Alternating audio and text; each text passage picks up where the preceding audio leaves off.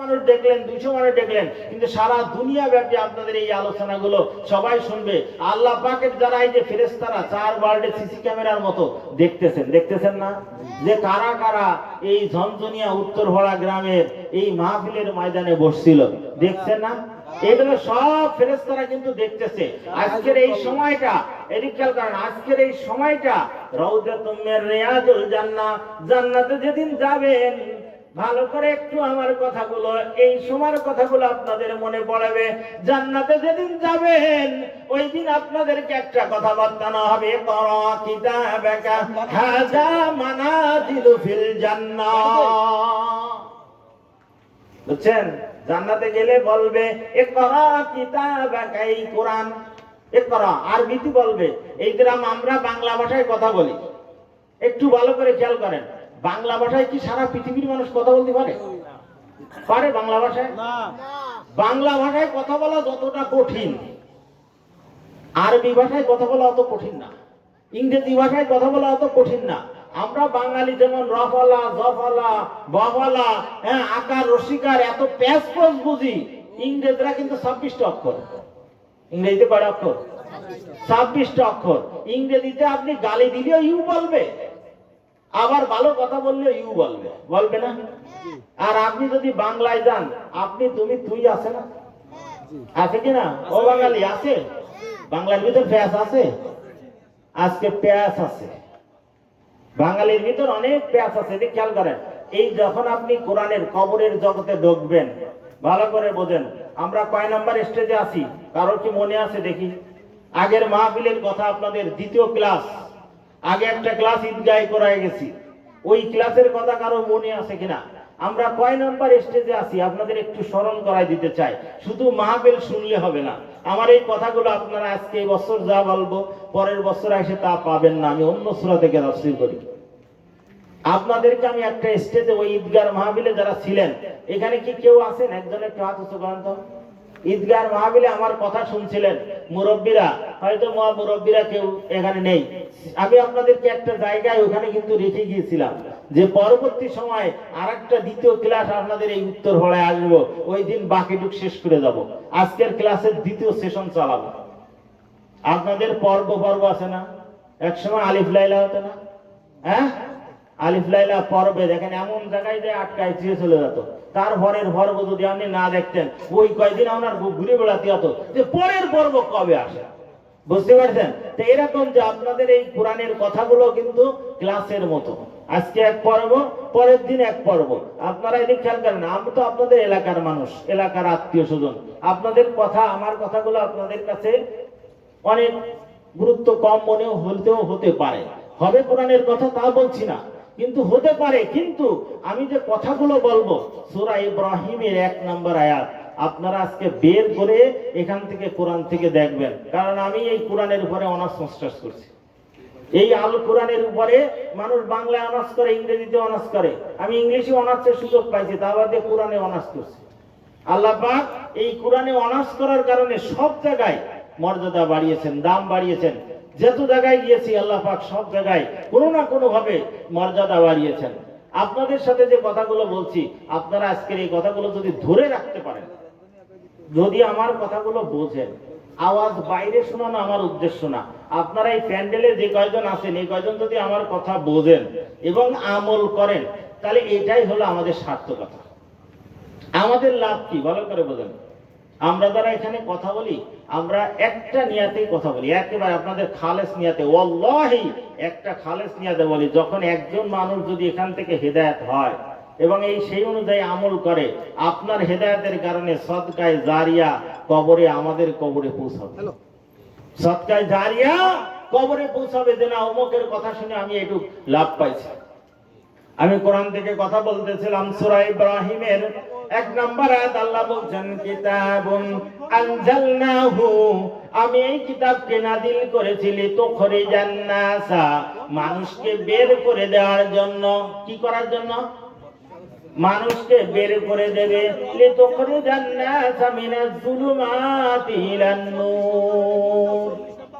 ভালো করে বোঝেন, জুলুমাত মানে কি? অন্ধকার। জুলুমাত শব্দের অর্থ কি?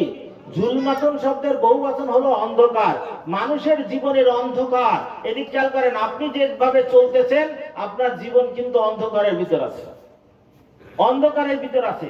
কিভাবে অন্ধকারের ভিতর আছে একটু খেয়াল করেন। আল্লাহ পাক অন্য একটা আয়াতে বলছেন, ইন্নাল ইনসানা লাফি খুস। ও মানুষ, সব মানুষ ক্ষতির ভিতর আছে। সব মানুষ কিসের ভিতর আছে? সব মানুষ ক্ষতির ভিতর আছে। তবে যারা ক্ষতির বাইরে আছে তাদের নামও আমি আপনাদেরকে বলতেছি, ইল্লাল্লাযীনা আমানু, তবে তারা ব্যতীত যারা ঈমান এনেছে, ওয়া আমিলুস সালিহাত। ইল্লাল্লাযীনা আমানু, ঈমান আনতে গেলে কয়টা জিনিস লাগবে? এদিক খেয়াল করেন, ঈমান আনতে কয়টা জিনিস লাগবে? ইসলামের ভিত কয়টা? এদিক খেয়াল করেন, কথা বলেন, ইসলামের ভিত কয়টা? বুনিয়াল ইসলাম আলা খামসিন। প্রথমে একটা হাদিস বলেছি, ইসলামের ভিত হলো 5টা।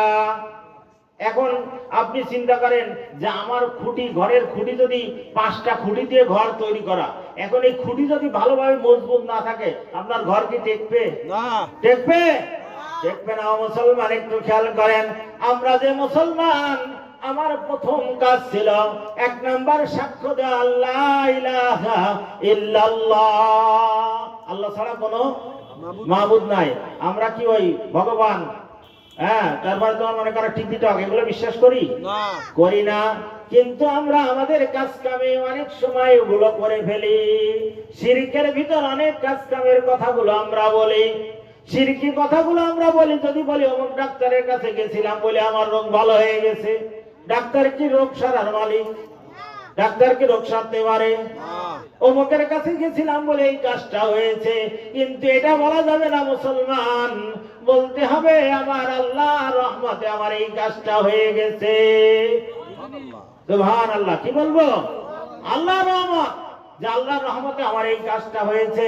আপদ বিপদ দেওয়ার মালিককে, বালা মুসিবত দেওয়ার মালিককে আল্লাহ। আল্লাহ পাক আমাদেরকে হাজার হাজার ভাবে পরীক্ষা করেন, বিপদ না দিয়ে আল্লাহ পাক আমাদেরকে পরীক্ষা করেন না।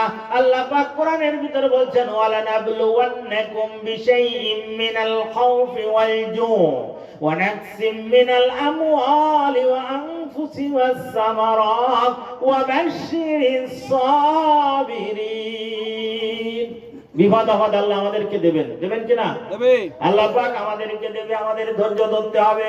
খেয়াল করেন, আমাদের ধৈর্য ধরার পরে 1 নম্বরে যারা ঈমান এনেছো, 2য় নাম্বার কর্মসূচি হলো তারা আকামুস সালাত। কি করতে হবে? 2য় নাম্বার কাজ, যারা ঈমান এনেছো তাদের কাজ হলো নামাজ প্রতিষ্ঠা করা। 2 নম্বর কাজ কি? একা পড়লে হবে না ভাই, দলে দলে সবাইকে নামাজের জন্য ডেকে নিয়ে আসতে হবে। এই নামাজ প্রতিষ্ঠার কাজ করতে হবে মুসলমান। আপনি যদি নামাজ পড়েন না, আপনার জন্য অন্য বিধান নিয়ে টানাটানি করে কোনো লাভ নাই। আপনাকে আগে নামাজের জন্য আসতে হবে। এরপর আমি আপনাদের একেবারে আসল পয়েন্টে নিয়ে আসছি। আমার সময় বেশি নাই, আধা ঘন্টার ভিতর 20-25 মিনিট আছে। আমি আপনাদের একেবারে, আমি যেখান থেকে আলোচনার জন্য নিয়ে আসছি সেই জায়গাটা আপনাদের নিয়ে আসছি। সেটা হলো, আমরা যে মাস পার করতেছি, সামনে কি রমাদান, সামনে কি মুসলমান। আমরা ঈমানের 3 নাম্বার ভিত্তি হলো আমাদের রমাদান। রমজান মাসে কি করতে হবে? সিয়াম পালন করতে হবে। কি করতে হবে? সিয়াম পালন করতে হবে। যারা সিয়াম পালন করবে তাদের সম্পর্কে আল্লাহ কি বলছে খেয়াল করেন, ইয়া আইয়ুহাল্লাযীনা আমানু কুতিবা আলাইকুমুস সিয়াম। তোমাদের উপরে কি ফরজ করা হয়েছে? রোজা। কি ফরজ করা হয়েছে? একটু কথা বলেন। রোজাকে ফরজ করা হয়েছে। কামা কুতিবা আলাল্লাযীনা মিন ক্বাবলিকুম, যেমনই ভাবে আমি পূর্ববর্তীদের উপরে ফরজ করেছিলাম। লাআল্লাকুম তাত্তাকুন, আশা করা যায় যে তোমরা মুত্তাকি হবে। আশা করা যায় কি? তোমরা মুত্তাকি হবে। কি হবে? মুত্তাকি হবে। মুত্তাকি হওয়ার জন্য আল্লাহ রাসূল সাল্লাল্লাহু আলাইহি ওয়াসাল্লাম বলেন, as-সাওমু লি ওয়া আনা আযি বিহি, রোজা আমার জন্য আর আমি আল্লাহ এই রোজার প্রতিদান দেব। রোজার প্রতিদান কে দেবে? আল্লাহ পাক দেবেন। একটু চিন্তা করেন, আপনি যদি কোনো কর্মচারী হন, কোনো ব্যাংকের বা কোনো জায়গার কোনো অফিসের, আপনাকে যদি পুরস্কার সবগুলো স্যালারি নির্ধারিত থাকে, কিন্তু মালিক যদি আপনাকে ডাকে বলে যে আমি